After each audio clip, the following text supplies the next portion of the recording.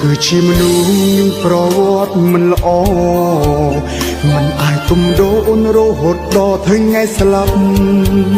អូនរស់នៅជាមួយនឹងបងមានតែការជឿចាប់អូនត្រូវបាត់បង់គឺទៅយូរក៏ព្រោះតែបង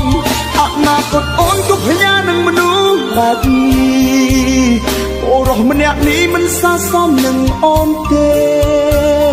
អនាគតអូនបើល្អបើស្រឡាញ់គេសោកបងបានទេគុំនៅនឹកនេះទៀតអីឈិតនេះឆាចោលស្នេហាបងហើយនឹងអូនបងសុំដល់ខ្លួនទុកឱកាសឲ្យអ្នកថ្មីសុខជួបបែរទុកឲ្យកាន់សល់តែរីងរៃព្រោះចង់ឃើញថ្លៃនេះស្នាមញញឹមម្ដង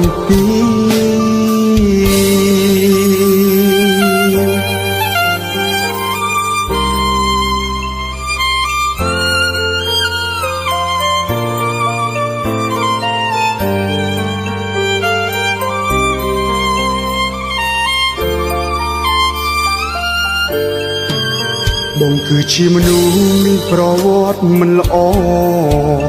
មិនអាចទុំដូអូនរហូតដល់ថ្ងៃថ្ងៃស្លាប់អូនរស់នៅជាមួយនឹងបងមានតែការជឿចាប់អូនត្រូវបាត់បង់គឺទៅយូរក៏ព្រោះតែបងអនាគតអូនក៏ផ្ញើនឹងមនុស្សបែបនេះអូរស់ម្នាក់នេះមិនស័ក្តិសមនឹងអូនទេ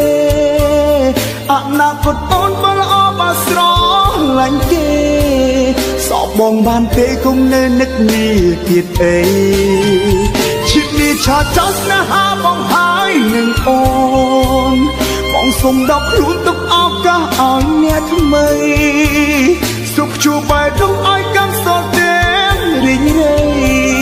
ព្រោះចង់ឃើញថ្លៃនេះស្នាមញញឹម